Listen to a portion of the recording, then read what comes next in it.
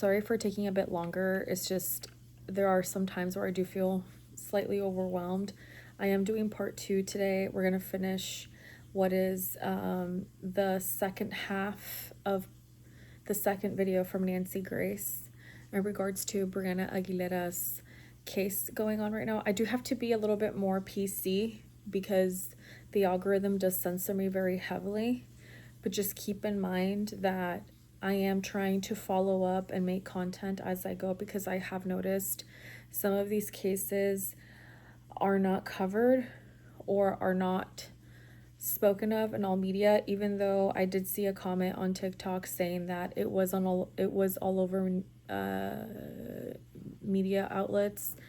I didn't see it, nor did I see the one from Isaac Hernandez. What caught my attention was that people are letting me know that it's not just Brianna's case. Username at dreamwalker_33 from my YouTube channel said it's strange that Brianna's case is not in all news. There is another student young man that passed away in a similar situation, and Austin Police Department closed his case as an unaliving. The father was interviewed recently. He reached out to Brianna's mom to show support. The other student is Isaac Hernandez. He went to the same school as Brianna, lived in the same apartment building as Brianna, and also fell from the same building. Isaac's father said Austin Police Department also closed his son's case fast, and dad was frustrated because his son was not suicidal nor had depression. So this is not their first rodeo, which, to be fair, whenever I see, just like anything else, right, when you notice that someone, maybe their stories don't add up or certain things that they're done can be very dismissive, I see it as like it's not their first rodeo, either, lying by omission. They're used to getting their way, they're used to hiding stories, or they're used to doing things to where others don't question them anymore. And I sense that Austin Police Department has been intentionally neglecting and shooing cases under the rug, either for publicity or simply because they just don't want to do it. I will continue to state my personal opinion on my perspective on this, and my personal conclusion on how everything's unraveling is that Austin Police Department does not prioritize cases that are Latino or people of color. I've seen that widely here in the state of Texas. I live in the state of Texas. I've lived in Laredo. I've lived in Austin.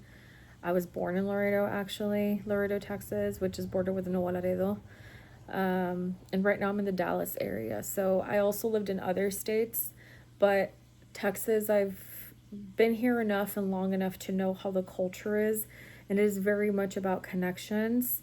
And it can either help you or it can be your downfall. So let's go back and watch part 2.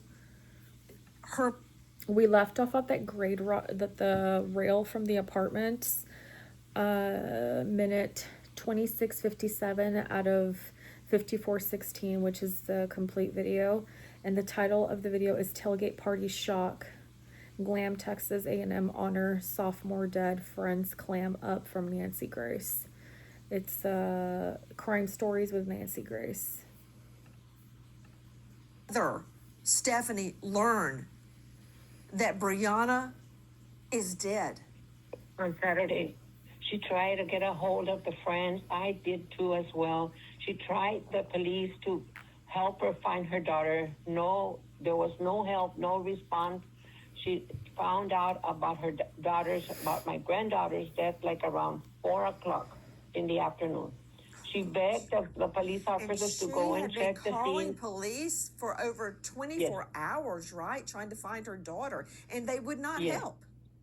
No, they said that she had to wait a period of 24 hours. And then she kept on insisting. She never gave up. She kept on insisting, calling, and because she had Brianna's location on the phone, and she kept on saying, Mom, Brianna's location is showing me that that the phone is in a creek. That's when we started raising concerns, and it got worse between us, the family. Stephanie and I kept on reporting to each other, as to worse. We wanted to find where Brianna was. We knew that there was a lot of friends with her. No one was answering the phone call. And it was such a coincidence that then after they found out, they knew. They had to know because they were all together. Why didn't they call Brianna's mom, my daughter, Stephanie? Why? It was a big group and everybody knew each other. Everybody knew Brianna. Why did they not call my daughter to let her know that Brianna was missing, that Brianna had jumped or that Brianna had been pushed? Everybody had it as a hush-hush, and no one was answering the phone calls. Now, there was a rumor, someone says, that they had promised each other that no one was going to say nothing, and that's why they were not answering the phones. No one was answering the phones, and they knew that. So, if we remember correctly, if we can go back and recall from the other interview, which was the very first interview, which was with Stephanie Rodriguez, which is Brianna's mom, because it's her grandma talking. We remember that, or I can remember that the mom had stated that it was actually the investigator who had told them to not say anything because they don't want things to be put in a different light, right? And the grandma said is that they all made a promise to each other, almost like a pact, to not say anything about what happened to Brianna. What I find interesting there, it could have been easily misspoken, right? Easily misspoken.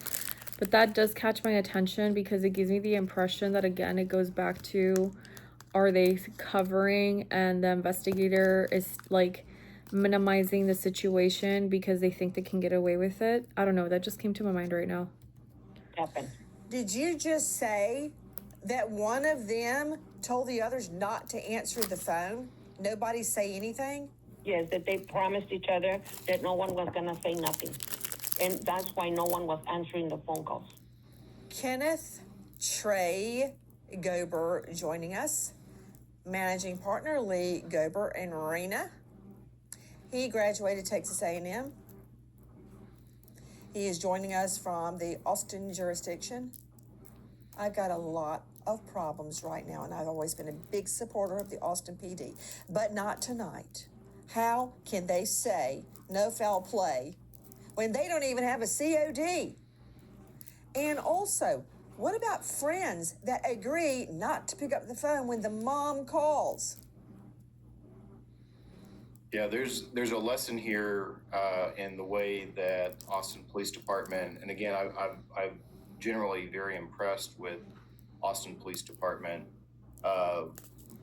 There's a lesson that, there's something to be considered for mother's intuition. And when Bree's mom is calling, expressing these concerns, she's doing her due diligence, she's noting that the phone's on Do Not Disturb. The police should have taken it much more seriously, much sooner. And unfortunately, that wasn't the case. I'm glad to hear that they're re-upping their interest in the investigation now. Listen. 12:47 a.m. Austin police respond to a Good Samaritan's report of an unconscious woman outside of the 21 Rio high-rise. The woman is pronounced dead at 12:57 a.m. It's not until 4 p.m. that afternoon that Stephanie Rodriguez has told her daughter, Brianna Aguilera, is dead.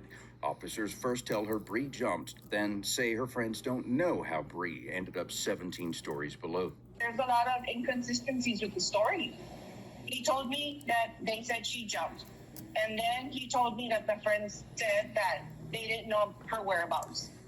I would like to see every one of the friends hooked up to a polygraph if they've got the backbone to do it. That last sound was from KSA. Isn't a polygraph test not reliable, though?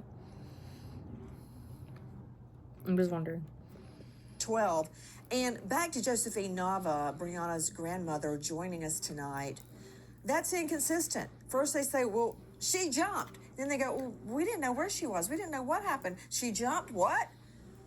That's clearly inconsistent. That's a nice way of saying a lie, Mrs. Nava. Yes. And then after that, what a coincidence. that they cleaned up the apartment really quick. They were gone. Everyone was gone. What do you mean they cleaned up the apartment really quickly? Yes, that's what my daughter was told. That's what Stephanie was told, that the following day they had the apartment was cleaned up. That's what they said. And as a matter of fact, one of the people that live there just leaves. They leave. Yes. Mm-hmm. And there were like 15 or more than 15 partying in that same apartment, that same place. Brianna got to send us pictures with some of them in the balcony when she was happy. She did not kill herself. She did not throw herself. There was a fight because one of those girls was jealous because she thought that the guy that she was dating or the boyfriend or whatever was after Brianna. And there was a fight Okay, there. hold on just a moment, Ms. Nava. I want to follow up with Dr. Bethany Marshall joining us. The same Dr. Bethany Marshall that started talking about Brianna maybe being bipolar, which she's not. Are you getting a clearer picture of what we've been talking about and why I'm so distraught tonight? Yes, I am, Nancy. Hey, Bethany, listen to this. Listen to this. Okay. Now, there was a fight that happened between my daughter and another girl, and they were all staying in the same apartment that I have actual text messages of, and the detective he disregarded them. Brianna's friends are questioned for the first time at 1 p.m. Saturday, more than 12 hours after she was found dead. The friends were allowed to come and go from the apartment as they pleased and had plenty of time to get their story straight. Stephanie says the group of 14 refuses to speak to her, and the person who lives there has now vacated the apartment. From our friends at KSAT 12, Dr. Beth. I don't know if this is just me analyzing the situation a lot deeper, but why do I feel like this is very repetitive? Like it's just the same thing, over and over again. Marshall, you don't find it odd that one of the people that lived there, the one that lived there, just leaves, packs up and leaves?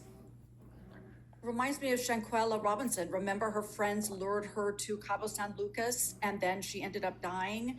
You know, Nancy, jealousy and envy are two of the strongest motivators for homicide.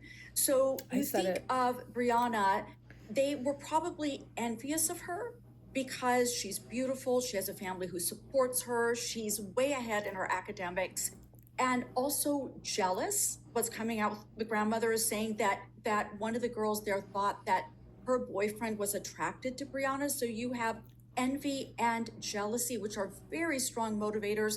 And just like Shanquella Robinson, if you remember that story, remember the mother's intuition? She knew something had happened to her daughter and she started to call and call. Those friends got on a plane, came home, and refused to take the mother's call. It's the same pattern all over again. And the fact that these girls, she entered the apartment with these girls, Brianna did, but then the girls left without her. Kind girls do not act that way. Kind girls, they watch out for their girlfriends. If the girlfriend disappears, they go after them. They look for them. Yeah. They want to be in touch with the mother. In this case, the girls left without her. So I'm thinking that this might be a luring her in kind of case again. I said it from the start that it was premeditative. That it was premeditative, that the plans were to allure her or to bring her in to kill her. Like I said it from the start, this was all premeditated.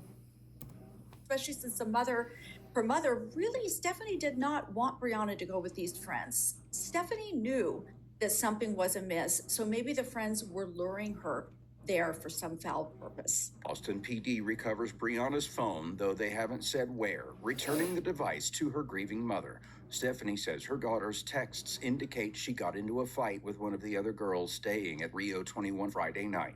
When she highlights the texts to an officer, he tells her they are not investigating Brianna's death as a homicide. I just want them to stop saying that they're not treating this as a homicide case. Someone did something to my daughter. From WOAI.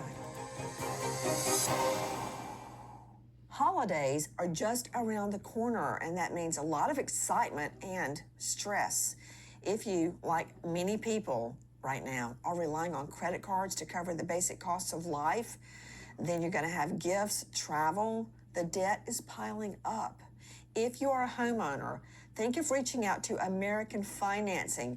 Maybe you didn't before because you don't want to give up a low mortgage rate. Well, American Financing has created the Smart Equity Loan. It's a smart way to pay off that debt without giving up a low mortgage rate. It's called HELOCs, Home Equity Line of Credit.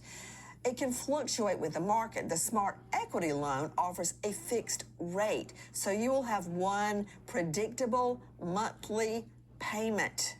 Dial 866-888-0344, 866-888-0344, or go online to americanfinancing.net/Nancy, and good luck. Dr. Bethany Marshall is exactly correct. This reminds us all of the horrific, the brutal death of Shanquella Robinson. This is what her mother told me. I told them just keep me informed, and they did call back, but they still saying it was alcohol poison. Later on that evening, they called and said that Shanquella had passed.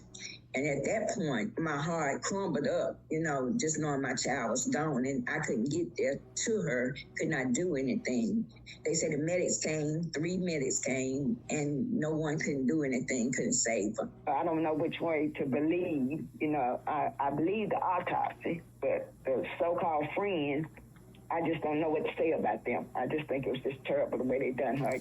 That was Salamandra Robinson speaking with me after the death of her daughter Shanquella, and you saw the video of Shanquella being beaten by her friends till she's dead, and then when the mom tries to reach the friends, they're gone, some of them even moving. Sounds familiar, doesn't it, Sydney Sumner? Absolutely. It sounds extremely familiar. We don't know how this beautiful co-ed ended up 17 floors below, and none of her friends knew that she was gone. They first tell police she jumped, then they say they don't know what happened to her. A bystander had to find her body and alert the police. It's horrible that we're seeing this happen again and again and again with people who are supposed to be friends. It doesn't make any sense. And we already are hearing, Sydney, that they, quote, promised each... I'm going to change shirts because I'm cold, and this shirt is, wet from the back from my hair. Let me go change shirts real quick. Okay, I'm back. Phone when the mom calls. Can you imagine what that mom is living through right now? And here's another case where the parents of a murdered girl desperately seeking answers, and nobody will pick up the phone. Does the name Gabby Petito ring a bell? Because I will never forget it. I'm asking for help, everyone at home. I'm asking for help from the parents of Brian, and I'm asking for help of the family members and friends of the Laundrie family as well. We were having this issue of trying to get her reported missing. We tried to call the Laundries. We had a friend in insurance who kind of got in trouble who gave us their phone numbers because we did not have their phone numbers. We were having this issue of trying to get her reported missing. Again, for the Laundrie's silence, the Laundries did not help us find Gabby. They're sure is not going to help us find Brian. Does it bother you that Gabby was strangled? Was your son involved in strangling Gabby? That from Fox 5, Fox 10, Fox Digital, and you also heard Mrs. Petito speaking to us at CrimeCon. They begged and begged and begged.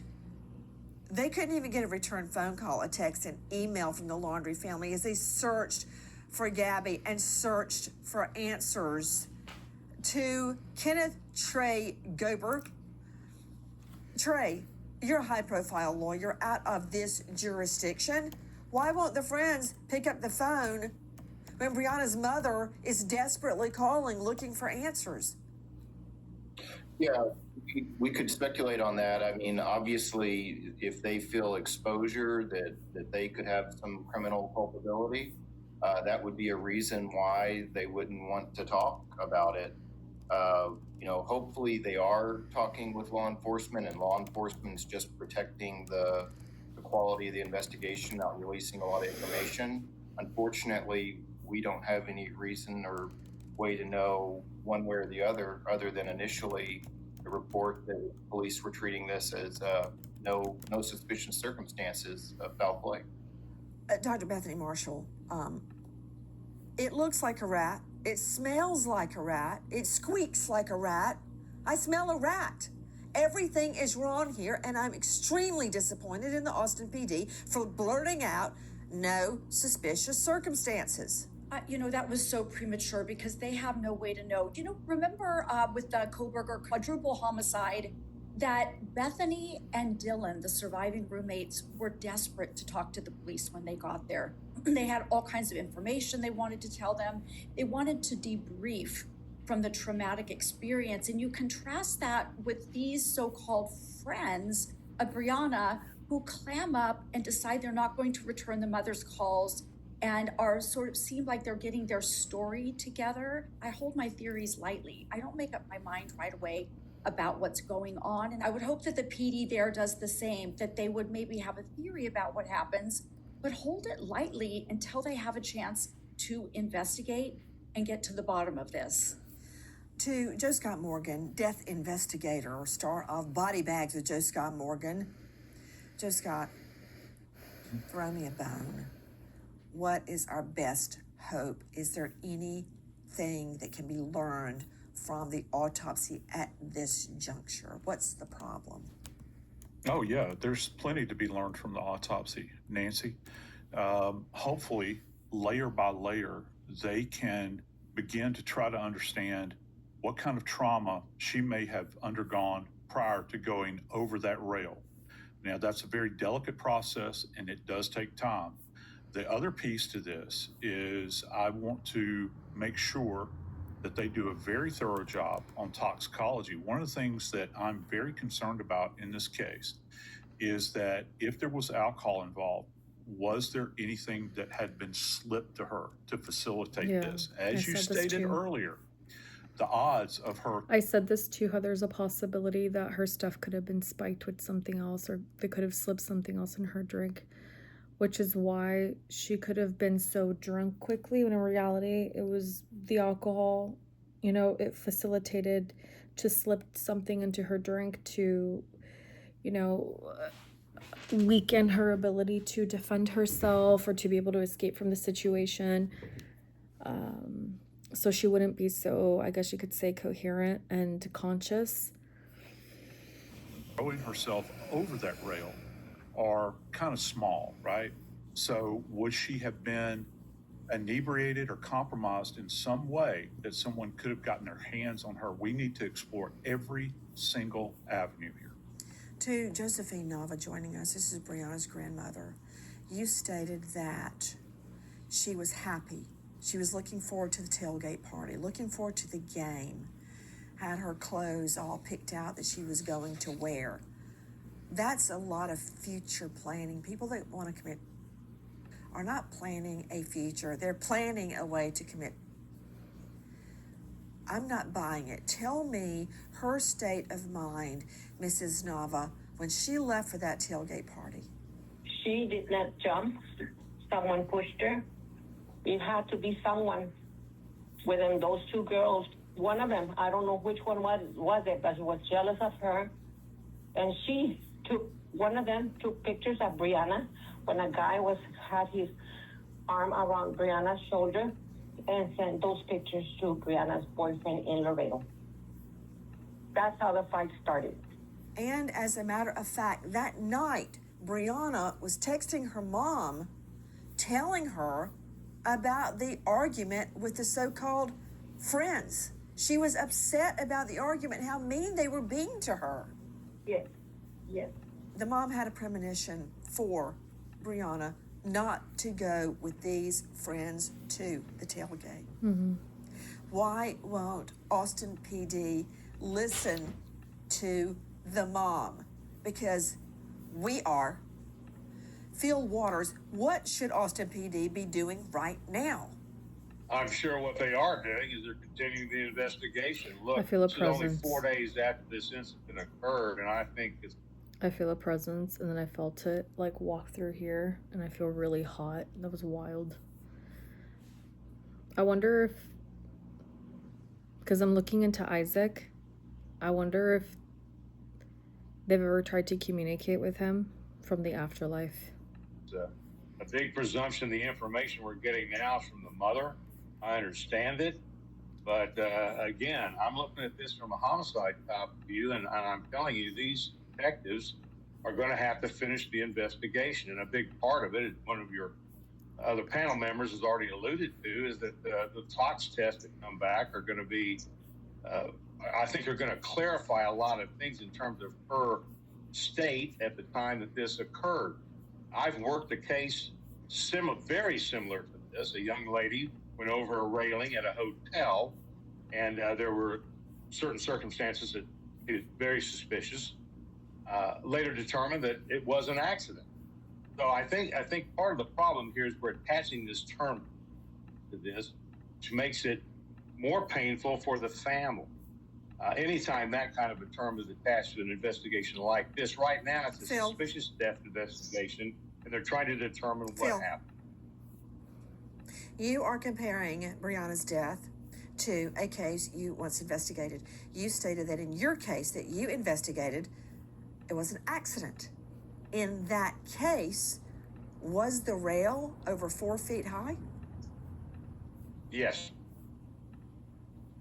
And how was there an accident? The victim certainly didn't trip over it if it's that tall. How was there an accident? Well, in this particular case, she was highly intoxicated. She'd gone back to the room with a coworker. He was highly intoxicated. They were in the midst of what they were doing in an intimate way. And at some point in time, she sat on the railing.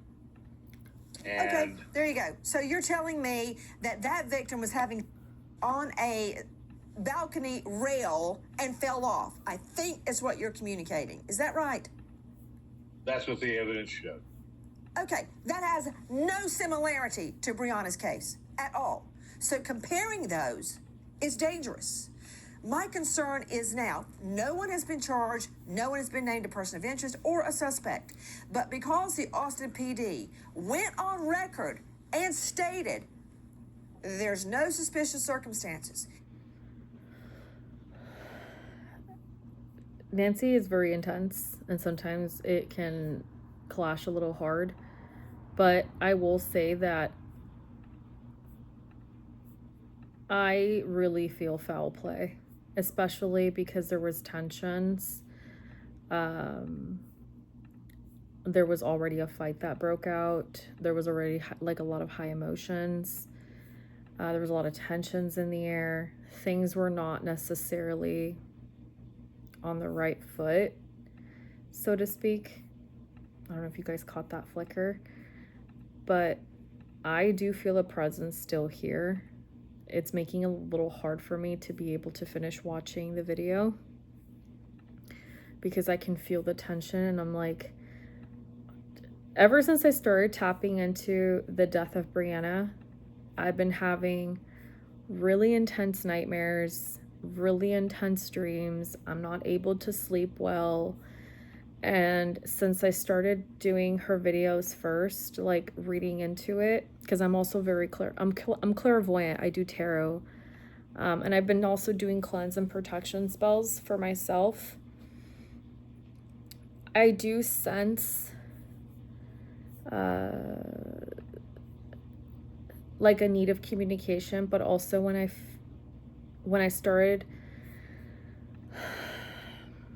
looking into Isaac Hernandez's case, which there's actually not a lot of information, which is a little concerning, but that case was also very dismissed. Like, it was incredibly dismissed. I get a bunch of other Isaac Hernandez and just people, like the most recent newsletters and news, of one of the family members reaching out to Brianna's mom, but other than that, like, I can't find anything. I see other types of accidents that, because Isaac is such a common name, other cases pull up instead, and some of them are even out of state, but I'm gonna have to keep looking, and that's kind of what I'm trying to do right now, so we can continue, but let's continue listening to this. If this ever does go to trial, that's going to be defense exhibit number 1. Can't you just hear it? Isn't it true, officer, that you yourself stated there's nothing suspicious here? Didn't you say that? But yet now you want a jury to believe it was a homicide? That's going to be defense exhibit number 1, isn't it, Phil? Well, I think we're making a big leap there, Nancy, with all due respect, but I will tell you that it is as similar as the comparison to these other cases that you just put up here. So I just think each case is unique to itself, and while there are similarities to other cases, I think we need to concentrate on this one. We need to let the evidence lead us to where we need to be, and it's always a journey for the truth. But yet you brought up a girl having a railing. The cases we brought much up in the were examples same way that you of brought up those friends other cases, refusing to speak to moms. What I'm trying to get across here is that I've worked a similar case where you had a young lady who went over a railing, and it was an accident. Those were the circumstances under which it occurred. Now, what we have here in this case is we've got at least 14 or 15 people in an apartment celebrating, or actually, I guess they're A&M people, so they're not celebrating the loss to Texas. You've got 103,000 people attending that particular game. They've all been partying. We don't know what the level of intoxication was among all these people. There's a lot of things we don't know. And the information that we're getting is mainly from the mother. And she is trying to communicate what she was told by Austin PD. Now, we all know that the more these stories get told, the more convoluted they get. So I'm not trying to criticize anybody here, except for the fact that I think we need to wait. Well, it sounds like you're criticizing the and mother. let's see what the investigation comes. Well, I mean, I already know what Austin PD has said. They've come out and said there's nothing suspicious. Well, I found a lot suspicious. But has Austin PD made a press release, a formal statement saying that, or is this what the mother is saying that Austin PD told? To Sydney Sumner joining us, Crime Stories investigative reporter. She cut him off. Where's that coming from? That Austin PD says we're not investigating this as a homicide. Multiple statements from the department. They even updated a statement after all of this outrage, confirming that they are still not investigating this as a homicide. They say there are no suspicious circumstances and that this is a simple death investigation, which just makes no sense. Oh, okay. So, Phil, it is from the Austin PD. It's not the mom, Brianna's mom, having some hysterical fit and making up something. It's from Austin PD. They are the ones that said there's no suspicious circumstances. All right, then Austin PD is telling you what they are investigating, which is this, what we call it a suspicious death investigation or a death investigation. That's what they are doing. Now, if at the end of this investigation, a piece of evidence occurs, and you know this, that changes direction of the investigation, then that will reveal it and that will send that way. But at this point in time, the detectives are telling everyone that what they have right now is a death investigation, and they're going to continue that way. It doesn't mean that they're not going to go, oh wow, we've got a piece of evidence here that now sending us in a murder investigation. That's not what they're saying. They're saying at this point in time, the evidence that they have is not leading them to a murder. It's leading them to a death investigation, and they want to find out why and how she ended up on the pavement on the 29th of November. And Sydney, what exactly were the words from Austin PD? What exactly did they say? Because it doesn't sound like what he just said. They say there is no indication of suspicious circumstances. And they update that to say there is no evidence to suggest or support any suspicious or criminal circumstances. That is the language of their statement. They do not believe anyone else was involved in Brianna's death. New York Control Room, could you please send a copy of tonight's program to Austin PD? I'm hearing a yes. So maybe we can help them find the same suspicious circumstances that we have found, and that her grandmother has found, and that her mother has found. You know what? It is a sad state when the mother can't grieve for her daughter because she is trying to solve her death. If you know or think you know anything about the death of this beautiful young Texas A&M co-ed, Brianna Aguilera, please call Texas Crime Stoppers 512-472-8477. Tonight, please join us in our prayers for Brianna's family as they search for the truth. Good night, friend.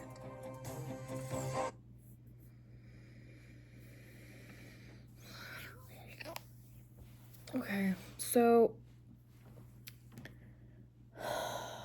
what I find very hard to believe is that PD never saw it as something, or Austin police never saw it as anything suspicious. What I also find incredibly strange is that this detective still seemed to, or the investigators still seem to almost like defend Austin Police Department. And I feel like it's already been established, or I remember the case already being established as Austin Police Department doesn't want to do a follow-up, doesn't want to search, doesn't want to like treat this as a homicide case, doesn't want to treat it with a foul play. And there's still that like, oh no, you know, she could have been too drunk. This other case I had, she was too drunk and fell off. I understand the comparison, but when you look at the context and the entire situation as a whole, the instigation, the arguments, the pettiness, the cattiness of the two other girls, the history of these two other girls being nasty to Brianna, that changes the context of the situation and the approach of investigation completely. I say that as just a regular person. I don't say that because I'm a professional or because I'm going to study this. It's just my observation. So if I'm able to conclude that, I don't understand how the investigators do not play into that. And I would like to know the reason why, for those of you guys who maybe are professional investigators or who work in forensics. I'm not sure. Like, I noticed that people that kind of question, like, why don't you research that part, or why don't they want to, like, investigate, right? Maybe not research, but investigate. It's kind of like, why? Because even Nancy was like, I don't believe that it was just an accident. Oh no, she was just drunk and fell off. No. There's more to it. And I try looking to the Isaac Hernandez from the UT accident, and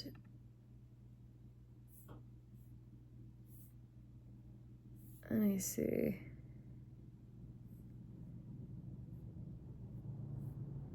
I don't see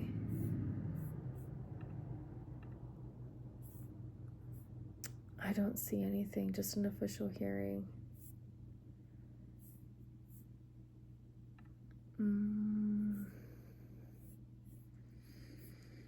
No, this is Texas Tech.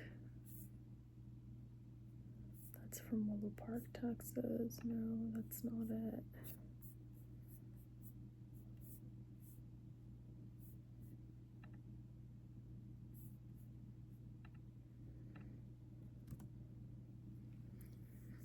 I can't seem to find anything about this boy's case. And it's...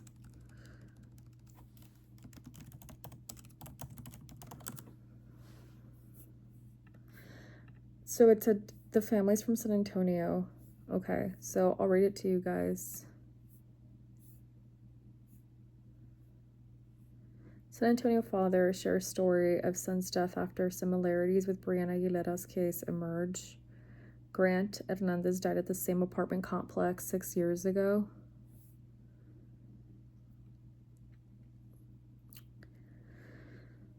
One San Antonio father said a high-profile investigation feels all too familiar. Texas A&M student Brianna Aguilera, 19, died last weekend in Austin after falling from a 17-story apartment complex balcony. When Ezekiel, or they would call him Isaac, Ezekiel Hernandez heard, or is this the father? Oh, okay, this is the dad, sorry.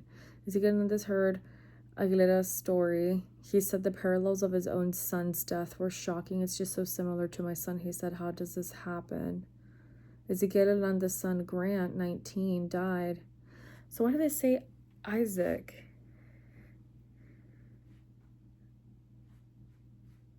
So is the boy's name Grant? Yeah, Grant. Okay. Let me look him up like that then, because sorry, the wording from another one caught me off guard. Let me see if I can find it. Grant Hernandez.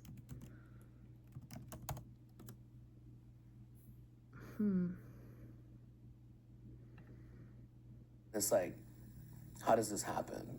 It's just like so similar to my son. Ezekiel Hernandez says he can't ignore the parallels, a reminder of a loss that never left. I just want her parents to know, that something similar, same place happened. Ezekiel's son was 19-year-old Grant Hernandez.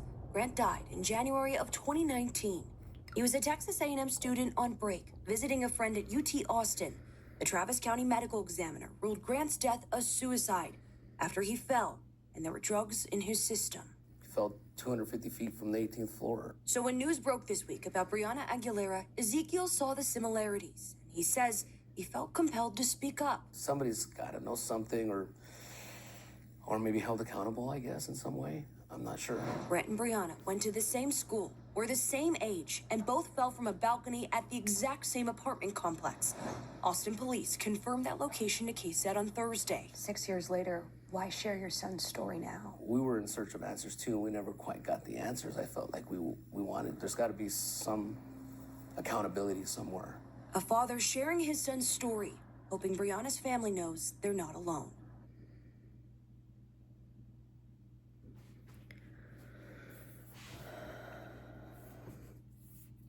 Could do that. Is that what the medical examiner's done?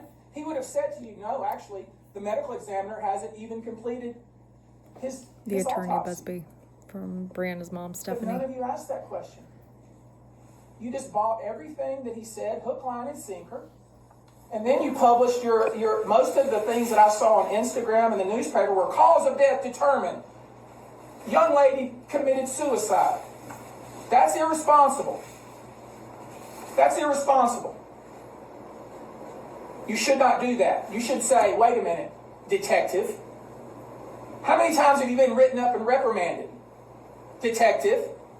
Wait a minute, when did you have the statutory authority, detective, to determine cause of death, detective? That's your job. Now it's my job. The public dissemination of information by the Austin Police Department during an investigation, the way it was done yesterday, is unethical, unprofessional. Dude, the mom looks so out of it. Like,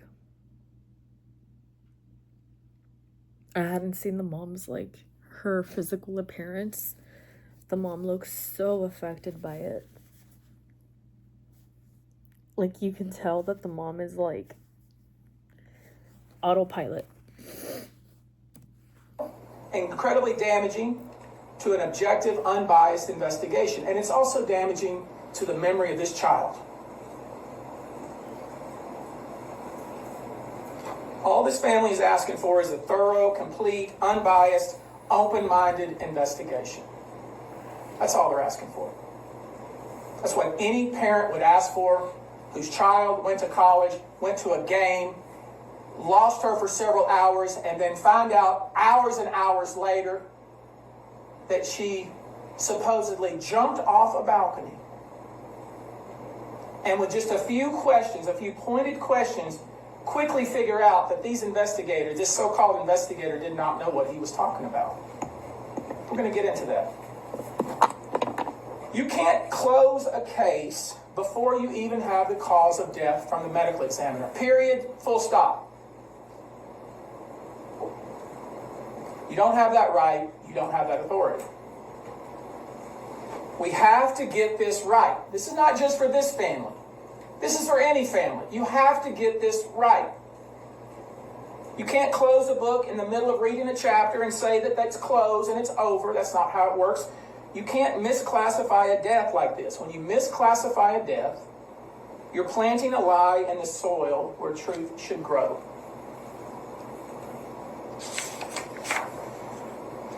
And as I said, to her credit, Stephanie Rodriguez was very close to her daughter, very close. Talked to her daily. Knew everything that she was up to, everything that she was doing. The very first interaction she had with the detective from the Austin Police Department, he told her, your daughter committed suicide. The very first reaction, the very first interaction. At that point, he hadn't talked to one witness, he hadn't seen her phone, he hadn't done anything. That's sloppy and irresponsible. He claimed she made suicidal comments. He told us in the Zoom call, she made suicidal comments. You know what he was talking about? The other day, when I was talking to a friend the other day, I said, man, you're going to make me jump off a bridge. That's what he's talking about. Silliness like that. Oh my God. He later claimed she was making those kinds of statements on the day or the night that she died. If that's the case, why did her friends leave her out on the balcony by herself? If that's true. This is not true. None of the things that we've been told by the Austin Police Department are consistent with the actual facts that we've learned. The detective was talking about suicide before he was ever given her phone. Then he gets into her phone and he sees an essay that she wrote and he calls it a suicide note. She took creative writing the semester before. I don't know what the purpose of that. We'll never know what the purpose of what she wrote and deleted. But this is the suggestion was that she left a quote suicide note. Total malarkey. Total malarkey. It was something she wrote on the 25th. She talked to her mother on the 25th. She was with her boyfriend on the night of the 25th. She was talking to her mother every single day after that. We see pictures of her smiling. We see pictures of her having fun. We see pictures of her partying. Total baloney, what they're trying to sell to you. And why? Am I suggesting that there's some kind of conspiracy? No, I'm suggesting they're lazy and they're incompetent. Just so I'm clear. I'm not suggesting any sort of conspiracy that there's some kind of somebody in power that wants this to go. No, I'm not suggesting that. I'm suggesting that there's incompetence and laziness on the part of the detective. That's what I'm suggesting. Oh, damn. He's a dog of an attorney. An essay, because it's not a note. She wrote an essay on the 25th that she deleted. And then she goes and kills herself 4 days later.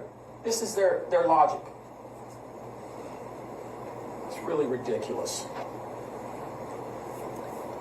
So, a few things they didn't bother to even explain. I don't even know what they did, honestly.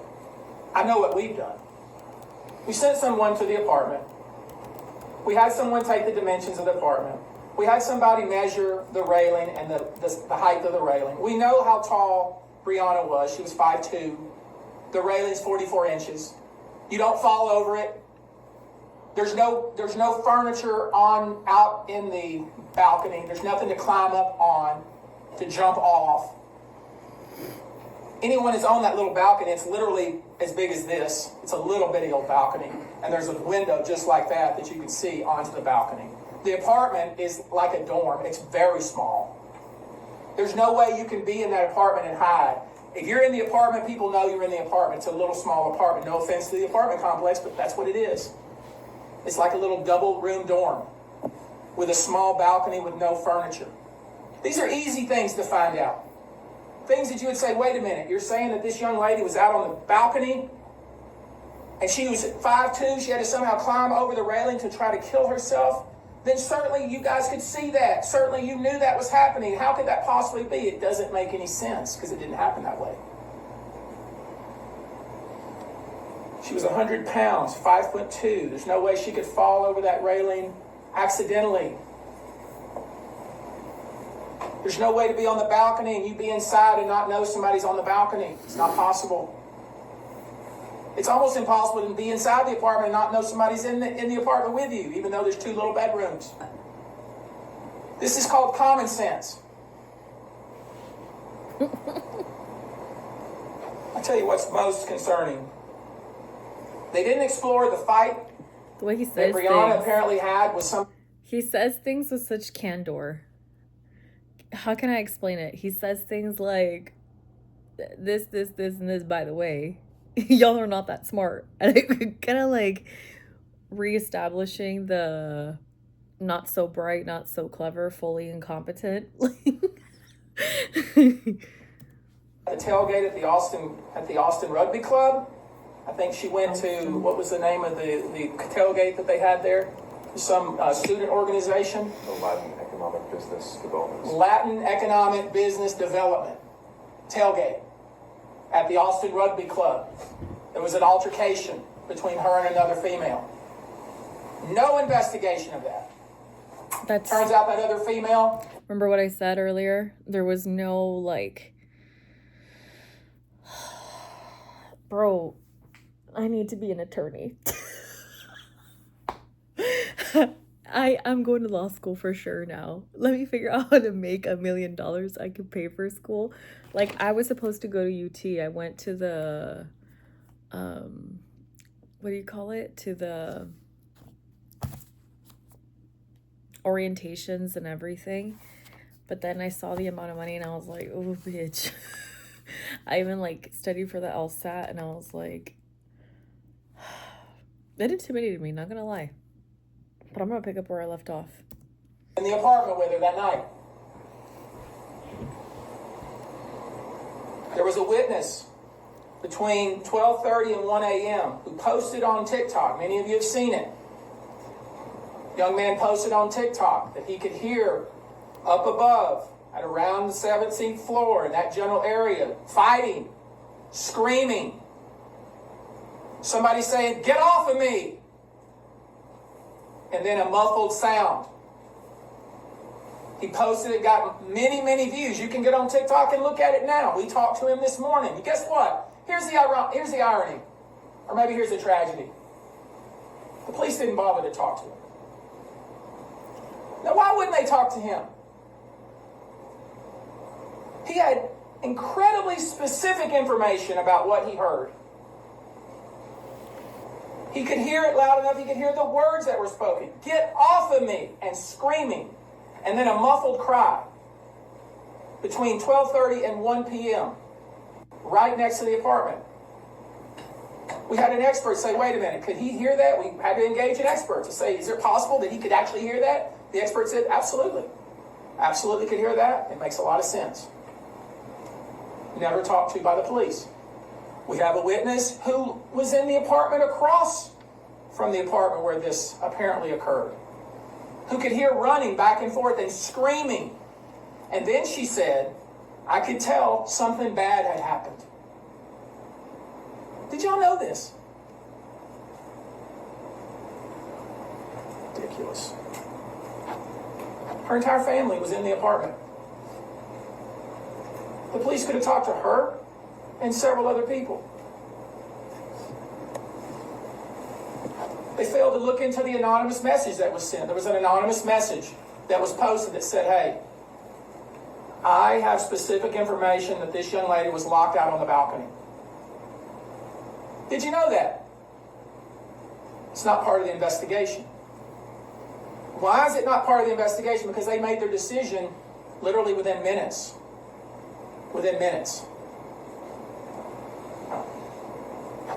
Now here's where it gets a little dicey, and here's where I'm having it, and I want to be very careful, because I don't want to be accusing anybody, because I'm not accusing anybody, other than the APD, the Austin Police Department, not doing its job.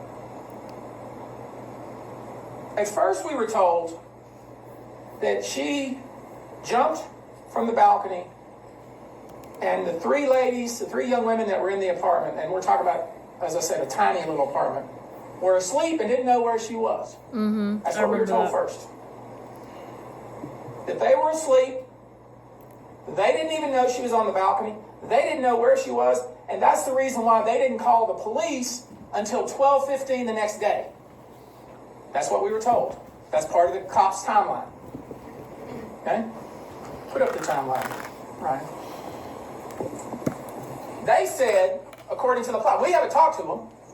These are these anonymous women who were in the apartment, three of them, one of which was the lessor or the lessee of the apartment, who vacated the apartment the very next day and never went back. Did you know that? This is the timeline that the police gave us yesterday. This is the timeline. And if you can't look at that timeline in 1 second, point out the problem of that timeline, then you're not doing your job. We'll get to it. So at first we're told that the three women didn't know where she was and they were asleep. That's what we were told.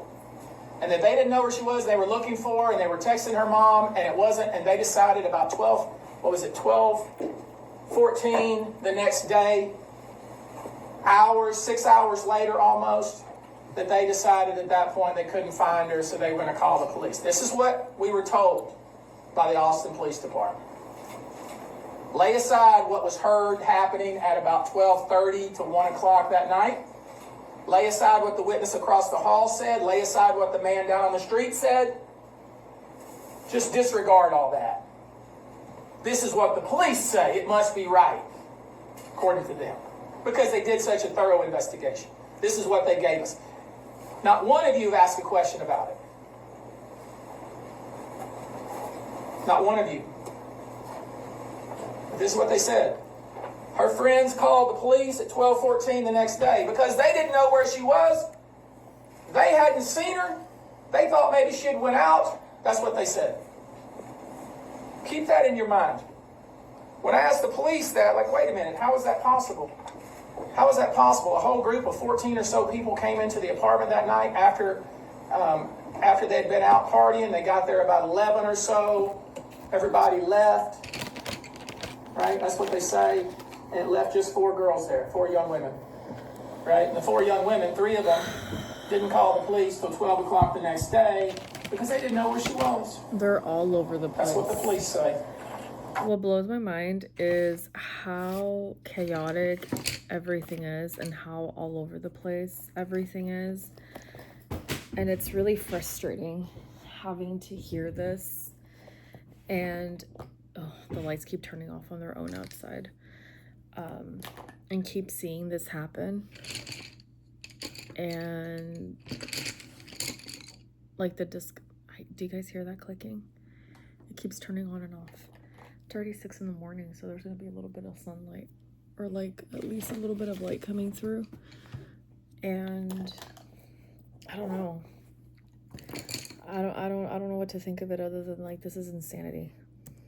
It's like making me anxious too. Lay aside what the witnesses have said about that, and lay aside the fact that that's a really small apartment. It's hard to get lost in that little small apartment. I agree.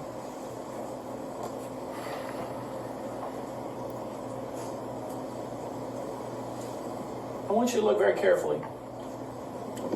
The first entry on the timeline. According to the police, let me walk over there.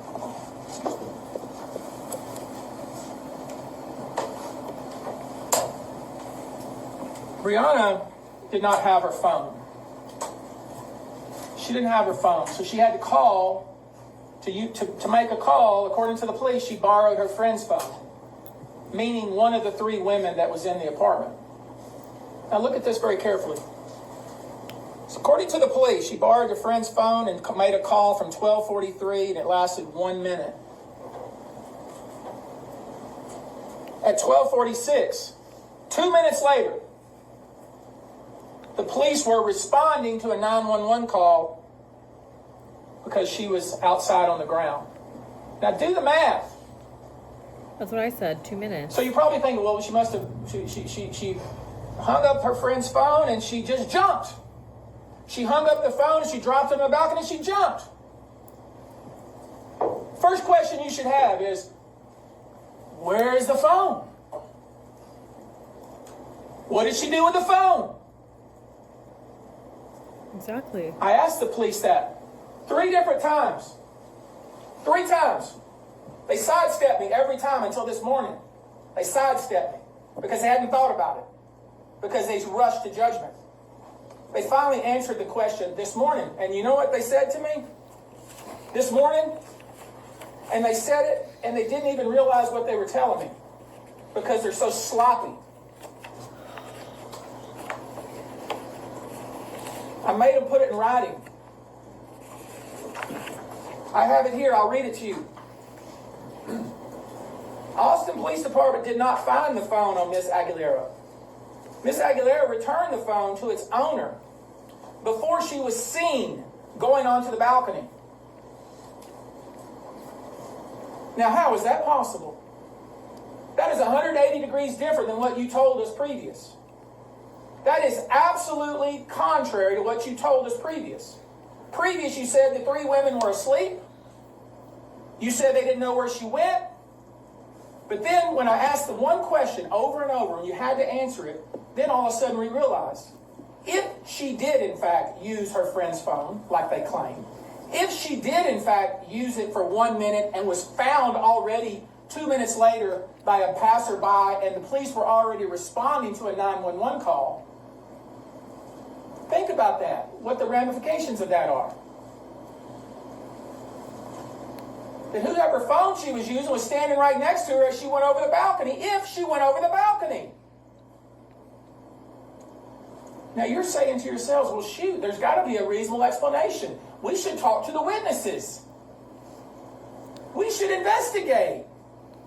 We should figure this out. That's what we're saying. Now you're getting it. You sat there, and with all due respect, you all, I watched it. You all sat there, and you had this corporal, or whatever he is, lead detective, and Mrs. Rodriguez will tell you how he is and her interactions with him in just one moment. But you let him stand at a podium just like this and feed you total baloney. And all you had to do is say, wait a minute, detective, wait a minute. She borrowed somebody's phone. Where is that phone? Maybe she must have went over the railing with it. She had to give somebody. No, according to him, she returned it to its owner before she was seen.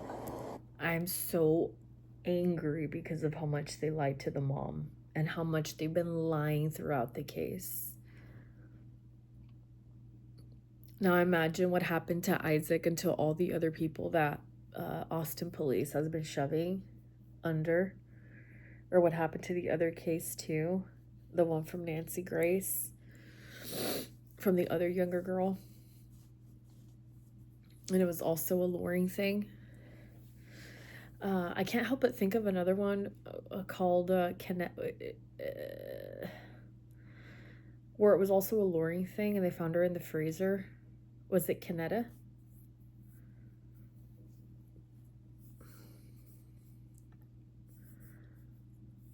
I can't remember her name.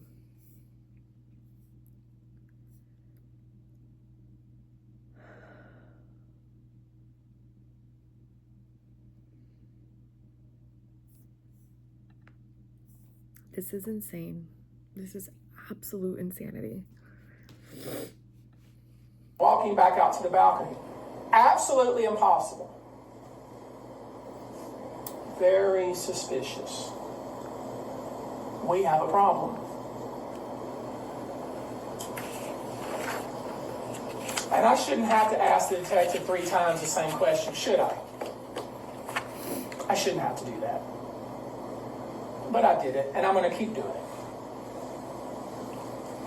And another thing, why would you tell these kids, the boyfriend who Stephanie knows, who's been over to her house, who her daughter has been dating, they're in love, why would you, detective, tell him not to speak to Stephanie Rodriguez? Don't talk to her. What kind of foolishness is that? Just absolute insensitive and inhumane in my view. Before I go any further, I'm getting a little incensed here. Let me introduce to you Stephanie Rodriguez. She wants to read to you a statement. I hope you'll give her your full attention.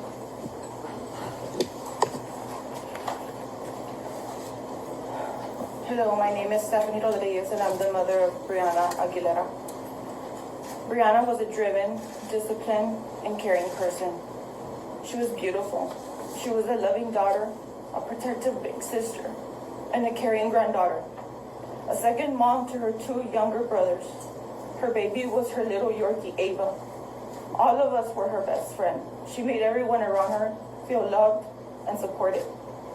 I considered her my best friend, not just a mother-daughter relationship. We talked every day, and she would tell me everything. I miss her so much. Her brothers miss her too. Her father and grandmother miss her so much, and so do all her friends. Brianna grew up as an all-star cheerleader, an incredible athlete. She was an honor student and a member of the National Honor Society all throughout school. Christmas was her favorite time of year.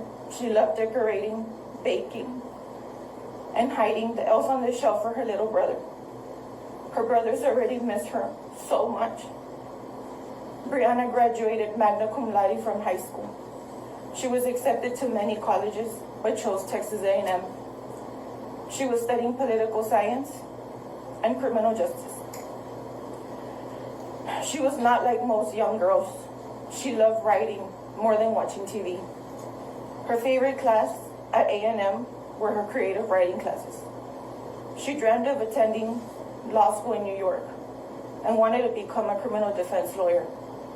She was so smart and had such a bright future. She dreamt of a life of where she could make a difference. My daughter was not suicidal. I know my daughter better than anyone. We spoke every day. I spoke to her on the 25th, the 26th, and the 27th. Even the morning of the 28th, she was not suicidal. To the Austin police, I can deal with you being annoyed each time I called or tried to talk to you.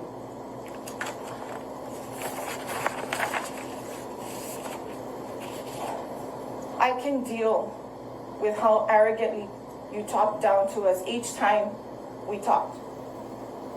I can deal with you telling my daughter's friends not to talk to me like I am some sort of criminal.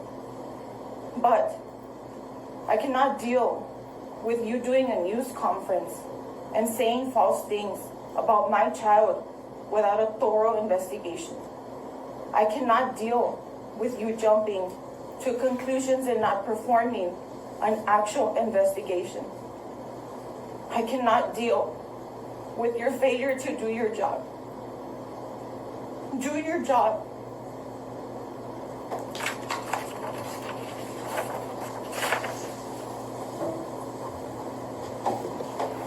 The police, as much as I've always been a supporter of the police, with all due respect to them, do not determine cause of death. That's not their job. Their job, that job, is specifically reserved for the medical examiner's office. There is no medical examiner in the county, and it's the JP in the county. In Austin, it's the job of the medical examiner to determine cause of death, not Detective Robert Marshall. The medical examiner told us that a rape kit was done and the autopsy will be performed. It'll take us 60 to 90 days. So that begs the question, why did Detective Robert Marshall tell us that they had reached their conclusion and that the investigation was complete? It doesn't work that way. How is it that Robert Marshall has determined the cause of this young woman's death? He doesn't have that authority. His job is to question all the witnesses. We've already offered up several. We'll offer up several more for him to do his job. Hopefully a different investigator will be involved. There are many questions about what was done here, about what happened on that night. And it's already going to be incredibly difficult for the Austin Police Department to conduct an objective investigation at this point. And that's because the way that the Austin Police Department has handled this and jumped to conclusions within hours of this tragedy disqualifies the Austin Police Department from further investigation of this matter. So, I'm doing this today. I'm calling on the Austin Police Department to reopen the investigation with a different investigator, to reassign Robert Marshall and put this in the hands of a different investigator. Failing that, I will be calling on the governor to engage the Texas Rangers. We will submit a formal packet to them with all the evidence we have gathered so far, and we will gather. We intend to present 30 to 40 pages of information, statements, and other factual data that they need to do a proper investigation. And here are the questions I hope are answered. Austin Police Department, why would you close your investigation without having all the facts? Why not wait for the autopsy results? Why not wait for the rape kit result? And who would you send it to if you've already made up your mind? Why not question all the witnesses, the ones that we've questioned? The young man who was down on the ground, who heard somebody say, "Get off of me," or the young lady and her family across the hall, who heard running, screaming, and, quote, something bad had happened. Why not question them? Why not examine all the phones of the friend group? We asked that question in the Zoom call. You know what we were told? We don't have the power to look at their phones. Hogwash. Hogwash. You have that power. And you need to do it. Why hold a hasty press conference to announce that this young lady had killed herself without even talking to her mother to see what her affect was leading up to the 28th? You heard what she said. She knows her daughter. She knows her daughter more than anyone. Why not talk to the friends immediately? This is Why insanity. wait? Why wait to talk? I'm gonna go make myself a tea. You guys can continue to listen to the audio. This is insanity. Friend group. Why not talk to them immediately? Why did you let the owner of the apartment, that is the young woman who was leasing the apartment, vacate the apartment? Literally vacate the apartment and leave town. Why won't the boyfriend talk to us? The boyfriend that was a longtime boyfriend of this young lady and was very friendly with her mother. Why can't we see the texts? Why can't we see the phones? Where's her wallet? Where is Brianna's wallet? It's missing. They didn't tell you that, did they? I see you writing. They didn't tell you that, did you? If you'd have asked the question, they would have told you that. They told you what they wanted you to hear. They didn't tell you the complete facts. Her wallet is missing. Why did her friends wait until 12:14 the next day to report her missing? If she had borrowed the phone and returned it the night of, 2 minutes before she jumped her death.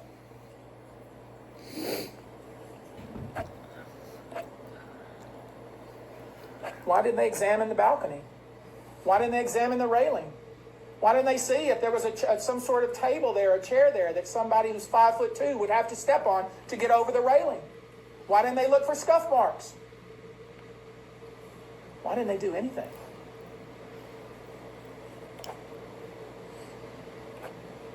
They didn't even bother to look to whether if somebody did in fact jump off the balcony, whether they would end up in the tree that's 30 some odd foot forward of the apartment. Y'all didn't ask that question either. The laws of physics aren't different in the city of Austin, you realize. The same laws of physics as exist here in Houston.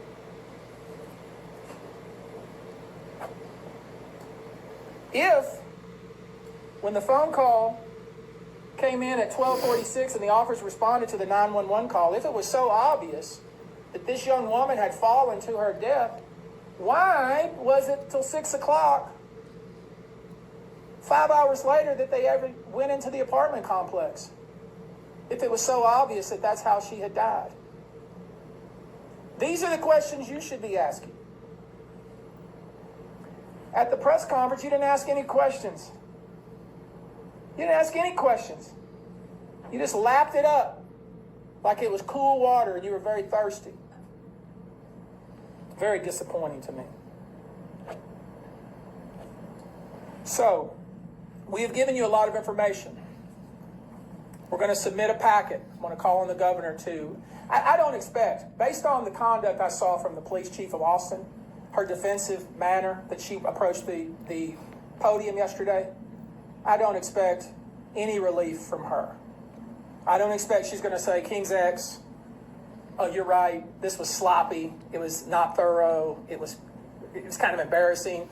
We're going to get a different detective to start over. I don't expect that to happen. I expect what's going to happen is I'm going to send a formal letter to the governor asking for the Texas Rangers to be engaged. And I'm going to submit a detailed packet to the governor's office and ultimately to the Texas Rangers to actually do an investigation to figure out what actually happened, because we still don't know. Notice I haven't suggested to you what happened, because I don't know. I'm starting to get a sneaking suspicion. So I've given you a lot of information. So what is your headline? Your headline is this. There are serious and disturbing questions raised with regard to the Austin Police Department's handling of the investigation surrounding the death of Brianna Aguilera. The Texas Rangers have now been called to intervene. Thank you very much. Let's go. How long are you willing to give APD to reassign an investigator? That takes 2 minutes. That's what I expect. Let's go. Y'all move your camera, please.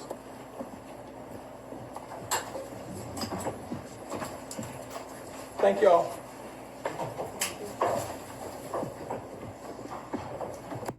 He does not. I do not want to have a bad day with him.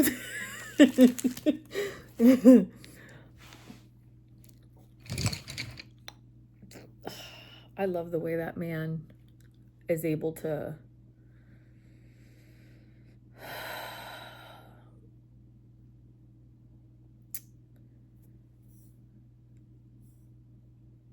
like communicate himself. I don't know. I'm still like, my head is still hot from everything.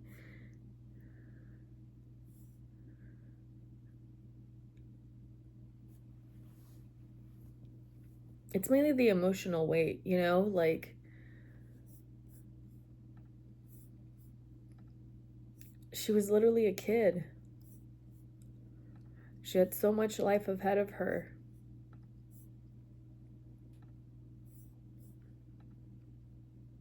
I don't know how people don't get like overly sentimental over that, I guess. You know, people can say what they want, like at 20 you know better. No, not always. And she didn't see the evil in the heart of the other girls in the group that she was with. She gave them the benefit of the doubt. And it had such a sad ending. But anyways, if you guys would like for me to talk about any other, maybe even a cold case. What the heck is this? I found a red ribbon. That's interesting. A cold case or any other case that comes to mind, go ahead and comment below. Make sure to follow, subscribe. For the time being, I will be doing readings. When exactly, I'm not sure, but I am going to be covering the Diddy case next as we watch videos, listen to audio, you know, an analysis about that as well. And it's gonna be an interesting thing because the things I've heard and seen so far, it seems like almost everyone in Hollywood and everyone in the top percent and a lot of elitists and politicians were involved with Diddy. So we'll see how that goes. But anyways, we will see you guys. Well, we'll see each other again later. I'm gonna unwind, make a tea, and pick up with Diddy next. All right, guys. Subscribe. See you later, alligator. Bye.